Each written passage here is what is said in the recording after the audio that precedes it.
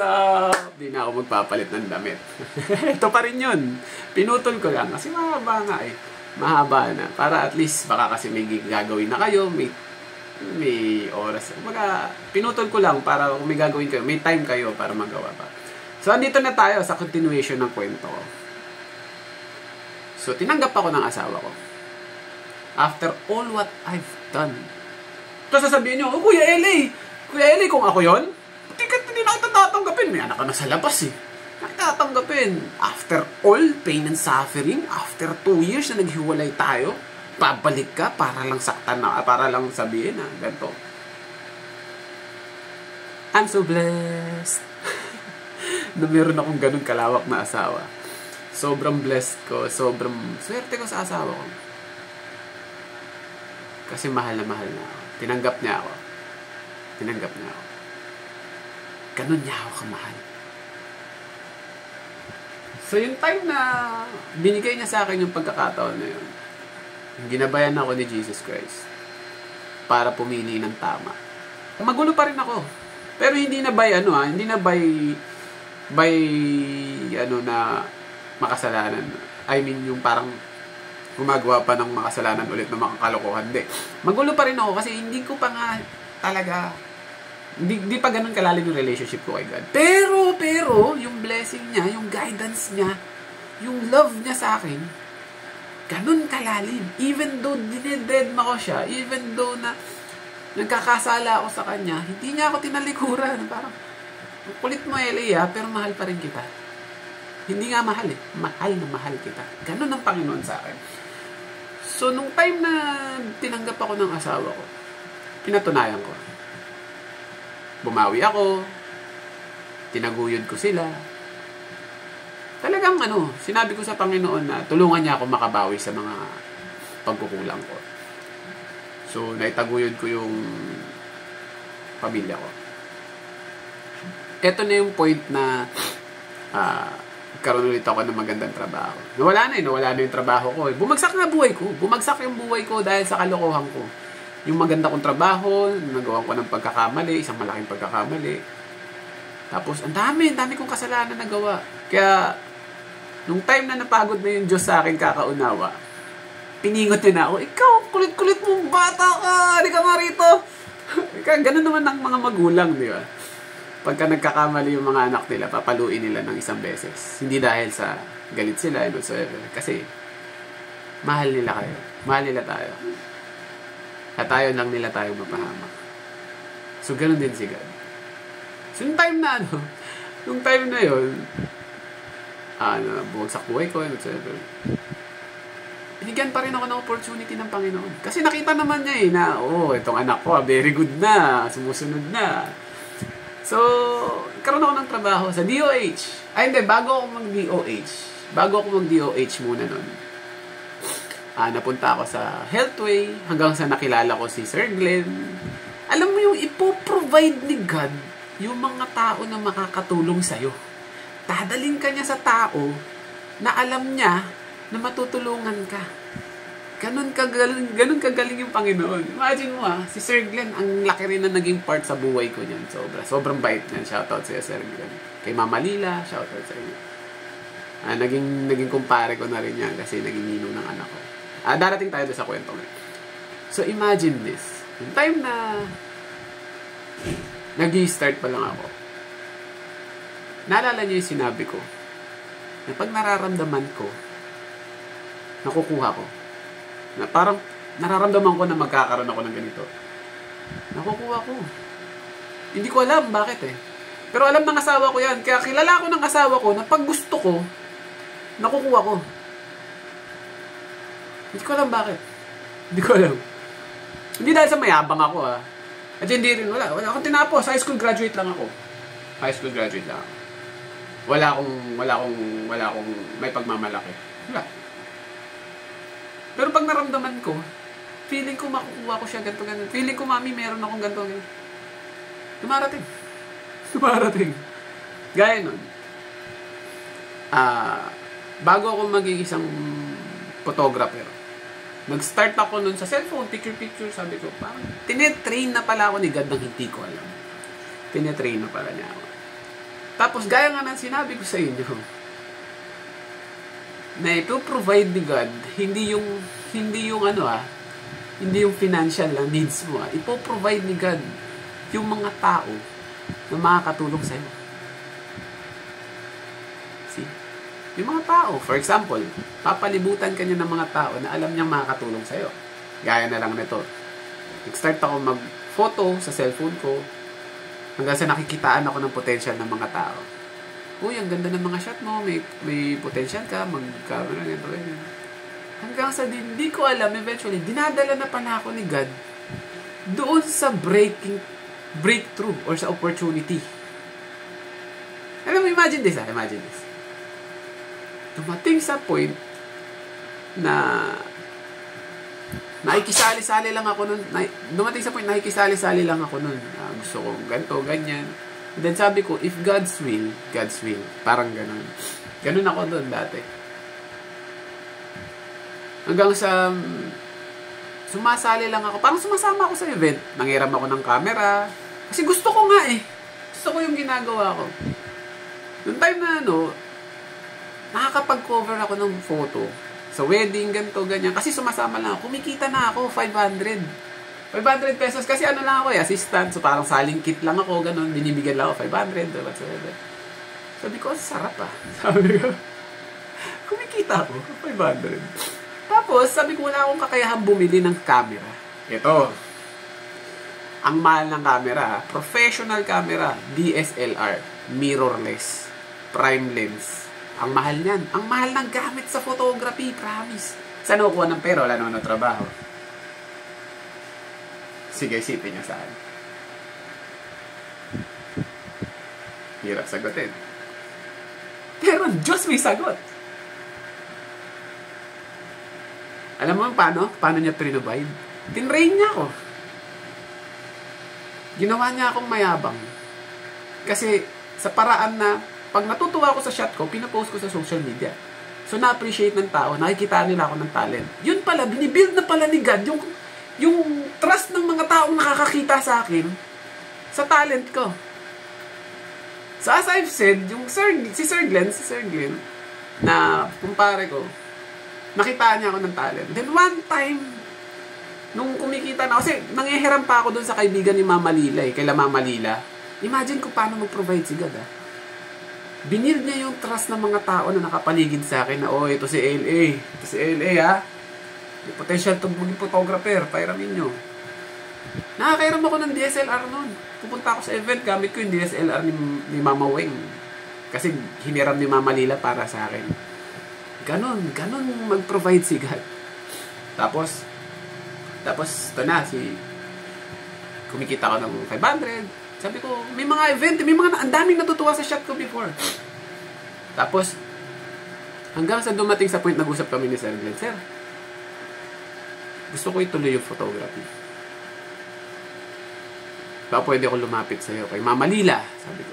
Sa inyo mag-asawa. Baka pwede niyo pahiramin pang start ko ng camera and whatsoever.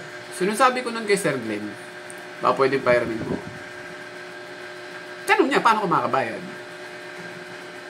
Siyempre, yun naman ang unang tanong pag manghihiram ka Pinaliwanag ko, sabi ko, kumikita na ako ng ganito, ganyan. Sayang, ang daming mga future clients na namimiss. Ginagaid pala ako ni God. Pero alam niyo yung point na ni-ready na rin siya ni God para umuo. Kumbaga, kailangan niya lang mapakinggan yung side ko. Alam mo, nag-uusap sila mag-asawa. I thank God na ginamit si Mama Lila at si Sir Glenn. Pinahiram ako ng pambili ng DSLR. Full frame camera, as in professional camera. Hindi pa ganun kauso ang mirrorless nun Labanan pa ng mga full frame nun, tsaka prime. Imagine lang pera. Laban ko lang D610 full frame, tsaka 50mm lens 1.8G. Yun lang. Pero bumibira ako ng event. Wedding, birthday, lahat. Pero yung output ng gawa ko, ay stunning! Talagang hindi ako Talagang alam ko sa sarili ko na, ako ba to? Ganon. So,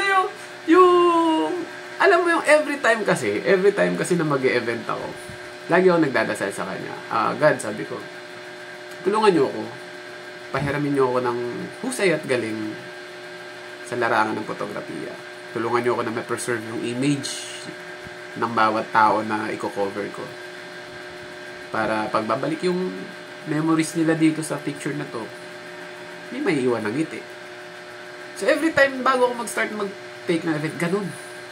Kaya minsan pagtingin ko, uy, ang ganda nito, kusa nag-inject sa utak ko. Ganon kagaling si God. Hanggang sa kumita ako ng 1.5, kumikita ako ng 1.5, hanggang sa hindi ko alam, lumalaki na yung rate ko. Naging 2.5 na ako, naging 3.5 na ako per event, hanggang sa naging 5,000 ako per event, hanggang sa lumaki, nabayaran ko yung camera ko. Galing, di ba? Kumbaga, napoprovide ko yung needs ng family ko, babayaran ko yung camera ko. Sabi ko, grabe ka, God. Grabe ka. Tapos yung before, balik ko lang, nakalimutan ko i-inject. Yung sinabi ko na, pag nararamdaman ko, makukuha ko. Nung time na nagsisimula pa lang kami mag-asawa, sabi ko, nararamdaman ko magkamotor. Nagkamotor ako. Kasi nga, naging ahente ako, pinubide ng company yung motor ko. Ganon eh. Tapos yun, yung camera, sabi ko, nararamdaman ko, magiging photographer ako, mami. Sabi ko, nararamdaman ko, na, yun, naging photographer ako. Tapos nung time na kumikita na ako in whatsoever, ups and downs eh. Kaya nga ang Bible verse ko sa sarili ko, Romans 8:39, na God is greater than highs and lows. Yun ang God's greater than highs and lows. Yun ang Bible verse ko sa sarili ko. Kaya sabi ko, yung time na yun, nung nararamdaman ng Panginoon na nawawala na ako sa passion ko sa photography. Kasi parang nag-shoot na lang ako, hindi na, out of passion na ako, nag-shoot na lang ako para kumita, stress na ako, whatsoever. Naumay ako. Sunod-sunod, ang dami. For the whole December, 2 hours lang ang pahinga mo sa isang araw. Ganon.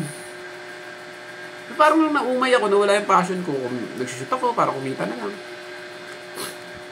Tama kung paano kay Renny Nigada. Binigyan niya ako ng trabaho sa DOH. Naging driver ako sa Epidemiology Bureau. Hi, shoutout sa mga taga-DOH. Sa lahat ng nakakilala sa akin. Galing sa kumari ko kay Romina Kalalang. Siya nagpasok sa akin. Hindi ka naman. Ellen, sa lahat ng nandyan sa DOH. Kung hindi ko man kayo nabanggit, hi sa inyo. Trabaho ko sa DOH. So, habang nagtatrabaho ko, yun pala, binigyan ako ng income araw-araw ni God. Kasi nga, parang alam ng Diyos yung mangyayari sa atin eh. Kaya pinoprovide niya pala. Hindi ko alam hindi ko pa ganun kakilala ang Diyos, hindi ko pa na-appreciate. Ngayon pa lang na-appreciate lahat. Na alam ng Diyos kung paano niya i-provide yung kailangan. Kung baga mangyayari pa lang, nakahanda na siya. Ganun pala yun. Yan yung time na yun, nasa DOH ako. Yun okay ang lahat. Naayos ko yung pamilya ko. Maayos yung takbo ng buhay namin kasi na-provide ko nga lahat. Naging maayos ako. Nawala yung kalokohan ko, napigilan ko na maging maloko. Ganun. Tapos may times na nakakomit. Hindi ako perfect. Pero nakakomit ako ng sin. Pero hindi para saktan ko na yung asawa ko or lokohin pa siya whatsoever. Nakakapag-commit pa rin ako ng sin. Hindi ko sinasabi naging perfect ako. Makasalanan pa rin ako. Kumbaga ang sa akin lang, na-lesson. Unlike before, na worst. So, nung time na nag-DOH ako, eto na, si Sir Glenn, nagtayo ng company, CCS. Doon nag-start si CCS. Kinuha niya ako as sales. Siyempre, who am I para tumanggi? Ano ko yun, partner ko na yun si Sir Glenn. So, binitawan ko si DOH, nag-focus ako kay Sir Glenn tsaka sa photography. Kasi parang nag-sideline ko na lang si photography. So, nung time na yun, ito na naman kami. Tulungan kami mag-asawa. Naghiwalay na naman kami. Diyos ko po.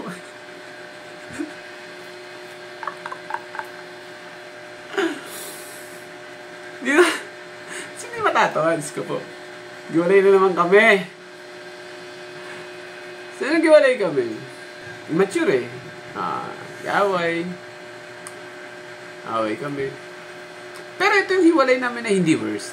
Hiwalay namin na parang 1 week lang yata. 1 week lang yata kami. Tinulungan ako ni Sir Glenn na umupa ng bahay. Kasi ang naging problema namin dalawa, attitude talaga eh. Napakaselosa ng asawa ko. Tapos parang, gusto ko kasi inasikaso ako eh. Parang, hindi yun yung personality niya. Inasikaso niya ako, pero parang pilit, ganun. Pero, hindi dahil sa sinisiraan ko yung asawa ko. Kinukwento ko lang. Ginawa ko tong video na to hindi para i-damage yung asawa ko. Sobrang bait ng asawa ko. Sobrang galing nun. Yung time na hiwalay kami. Tinulungan ako ni Sir Glenn na magkaroon ng, parang makaupa. Kasi, alis na ako kila Joanna eh. So, nung bumukod ako, hiwalay kami 1 linggo or 2 weeks yata kami hiwalay, something na gano'n. Saglit lang. Pero naging okay din ang lahat. Naging maayos din lahat.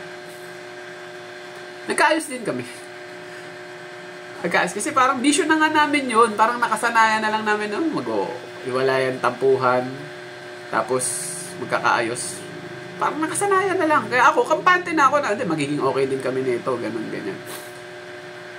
Hanggang sa, ito na, nung nagkabalikan kami, siyempre, ano ba masarap pagkatapos ng tampuhan? Ayun. Nabuo yung bunso ko, si Tiffany. Doon nabuo yung bunso ko. Nung nabuo yung bunso ko, imagine this kung gaano mag-provide si God. Buntis yung asawa ko. Pero, nakikipagdigma. Nauso kasi yung online selling before. Asawa ko, napaka-madiskarte niyan. Sa pera, sa kita. Sobrang madiskarte ng asawa ko na yan. So, nung time na nagkabalikan kami, hindi pa wala pa Shopee nun eh. Ang uso lang nun, Facebook selling, parang ganun. Tapos, ang dami niya naging buyer, ganito, ganyan. So, ako, ginagawa, sinasamahan ko siya, sinabayan ko rin siya, kumbaga naging side hustle ko rin yun. Ganun mag-provide si God. Umalis ako sa CCS nun, for personal reason. Habang buntis yung asawa ko, nakikipagbakbakan kami mag-asawa sa online selling. So, yung online selling, tinaguyod kami nun. Imagine this. Wala kaming pera, buntis na naman siya. Skupo, Kuya LA. Ang hilig mo bumuo ng nung anak mong wala kang stable income. Ganun. Kulit ko, di ba? Wala naman kaming pera. Ito na naman si God to the rescue. Alam mo yung habang buntis yung asawa ko, nakikibagbakbakan siya sa traffic, sa siksikan sa Divisoria. Ganun kagaling yung asawa ko. Saludo ko dun, sobrang ng asawa ko. Madiskarte. Tapos, dumating sa point na malapit na yung due date niya, wala kaming pera. Wala! Kasi yung kinikita namin sa online selling is nagagamit namin sa pambayad ng upa, tubig kuryente, tapos syempre yung gastusin sa bahay. So hindi sapat. Pero God will provide. A week before, bago mga nakasawa ko, wala kaming kapera-pera. As in, wala. Alam mo, meron isang item na naging demand. Yung VR box. Grabe yung binigay na pera sa akin ni God. In 1 week, kumita ako ng 10,000. Bukod yung pang daily expenses na kinikita ng asawa ko. Yung 10,000 na yun yung ginamit namin pampaanak sa kanya. Sa asawa ko. Ganon mag-provide si God. Imagine, ang lakas ng loob mo, Kuya LA. Kasi yun yung sagot na eh. Wala kang stable job. Ang lakas ng loob mo. Yun yung pinapaintindi ko sa inyo. How God provide. So, eto na. Dumating sa point na nahirapan na kami ulit. Bumalik kami doon sa bahay nila. Nakitira ulit kami sa poder ng tatay niya. Hirap makitira. Sobrang hirap makitira sa bahay. Kasi nandun yung makikisama ka, hindi mo magagawa lahat ng gusto mo. Sobrang hirap. Sobrang hirap. Hindi mo mafe-feel ang buhay nyo na mag-asawa kayo. Pero still, pagsubok pala yun sa akin ni God. Kung paano ko i-handle yun. So ako, syempre, lagi kong sinasabi sa asawa ko, na intindihin at unawain yung tatay niya. Kasi may malalim na pinagdaraanan yung tatay niya, kaya nagwawala, paglasing, galit. Kumbaga, parang, instead of magtanim ako ng sama ng loob sa tatay niya, mas lalo ko pang minahal yung tatay niya. Tapos, inunawa ko, lagi ko sinasabi sa asawa ko na intindihin mo si tatay mo kasi tanda na, may problema yan. Alam mo naman na hindi biro yung pinagdaanan ng problema ng tatay mo, kaya ganyan. So, lagi ko sinasabi sa asawa ko na huwag mo nang pansinin yung mga tao na kapaligid sa'yo. Ang importante, we are doing good. Yung sabi ko sa kanya. Tapos, alam ng asawa ko yung personality ko na mas gusto ko na ako yung ginugulangan kaysa sa ako yung nanggugulang. Ganun ako eh. Ganun yung personality ko. Kahit saan, kahit sa mga kaibigan ko, alam ng mga kaibigan ko yan, yun yung personality ko. Mas gusto ko na ako yung ginugulangan mo kaysa ako yung nanggugulang sa'yo. Hindi ko kaya manggulang sa kapwa ko. So, nung time na yun, mahirap makisama. Mahirap yung sitwasyon na pinagdaanan ko. Pero still, hindi ako nawala ng respeto sa tatay niya. Andun pa rin yung respeto ko, tsaka pagmamahal ko sa tatay niya. Kumbaga, utang na loob ko na yung tinatanaw ko sa kanya eh. Na pinatira niya kami sa bahay nila. Ang laking utang na loob na nun. Na sinalo niya kami sa pangangailangan namin na wala. Ang hirap bumukod. Pakahirap. Hindi namin kinaya. So, syempre, ayoko nang pataasin yung pride ko. Sumuko rin ako. Nakitira ulit kami. So, eto na. Nabakante ulit yung bahay nila sa May Santa Quiteria. Karoon ng opportunity na bumukod ulit kami. Pero hindi na kami uupa. Kasi bahay nila yun. So, nung bumukod kami doon, nagkaroon ng break yung buhay namin mag-asawa. Nagtinda kami ng lumpiang sariwa. Kumbaga, ang dami naming pinagdaanan na nalampasan namin mag-asawa. Yung lumpiang sariwa namin, naging 2 yung branch noon. Alam mo yun na marami kaming napagtagumpayan. Hanggang sa dumating sa point na nung babagsak na yung business namin, tingnan mo kung gaano mag-provide si God eh. Kung gaano siya kagaling. So, naglulumpiang sariwa kami. Pine-prepare na pala ni God yung next na mangyayari sa buhay namin. So, nung bumabagsak na yung business namin na lumpiang sariwa, binibuild lang pala ni God yung confident ko dun. Kumbaga, si Sir James to the rescue, eto na yung pinadala ni God, si Sir James. Wala akong kakayahan bumili ng sarili kong motor. Sarili kong motor, wala. Hindi siya sapat yung pera ko.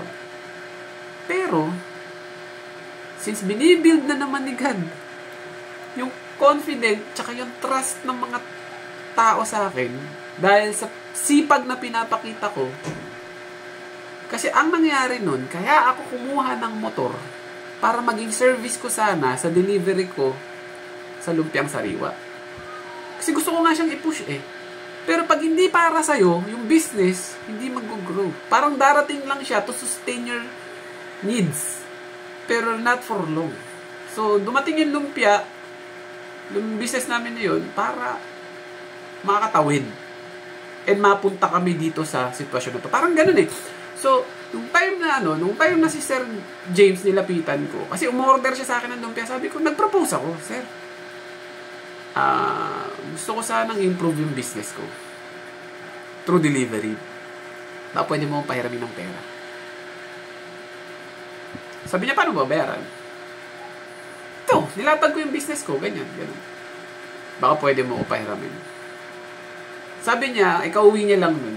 Sige, pag-usapan natin. Sabi niya, gano'n. So, nung pinag-usapan namin, nilatag ko. Umuo siya. Hindi niya ako tinanggihan. Pinahiram ako ni Sir James ng pera. Bigyan ginamit ang Panginoon para i-provide yung needs ko eh. Natin Pero ito story ko to. Noong time na napairam na ako ni Sir James, ito na, hindi pala yun para sa lumpia. Bumagsak na yung lumpia. Binitawan ko na, kasi may isang opportunity palang magbubukas. Alam mo kung ano yung nagbukas? Motorcycle taxi. Kasagsagan ng angkas. 2018. Before, last quarter ng 2018 ako nakabiyahe kay angkas. Imagine kung paano ako dinala ni God sa angkas. Ganito. May business akong lumpia. Hahatiran ko lang yung kumpare kong si PJ ng lumpia para ipatikim. Nakausap ko si Jack. Dito kami nagkakilala ni Jack na naging buddy ko. Ang galing naman. Kung paano tayo dalhin ni God doon sa mga tao. Yung mga tao na alam niyang makakatulong sa atin. Galing talaga. Konektado talaga eh. Eto na. Yung connection, yung pagkakakilala namin ni Jack, nag-lead to sa isang magandang opportunity. Ma-excite kayo. Maganda tong kwento na to. Sa next episode ko na So, yung time na nakilala ko si Jack, siya yung nag-share sa akin ng biyahe kay Angkas. Siya nag-encourage sa akin. Imagine kung paano bumilos ang Panginoon para ma-meet ko si Jack. Nagkakarwa si Jack nun. Oy, kamusta? Sabi, pre, nagtitinda ko lang yung sariwa, ganito. Sabi ni paring PJ, ito, ang lakas kumita nito, pre, ba't di masubukan na bumiyahe sa Angkas? So, doon na kami nagkamot ng kwentuhan na, ganda pala ng kitaan dyan. Sabi ko gano'n. Although medyo risky pa yung biyahe nun kasi hindi pa legal eh. Pero yung kita, talagang promising. Talagang sa, laki Kaano lang kinikita ko sa paglulumpio, parang gusto ko ng bitawan Pinasok ko. Without hesitation, pinasok ko. Inalam ko kay Jack. Ginaid ako ni Jack. Inalam ko. Tapos hanggang sa nakapasok ako. Ito skills assessment kay Angkas. Ang hirap. Ang daming bumabagsak. Sobra. Dasal ako.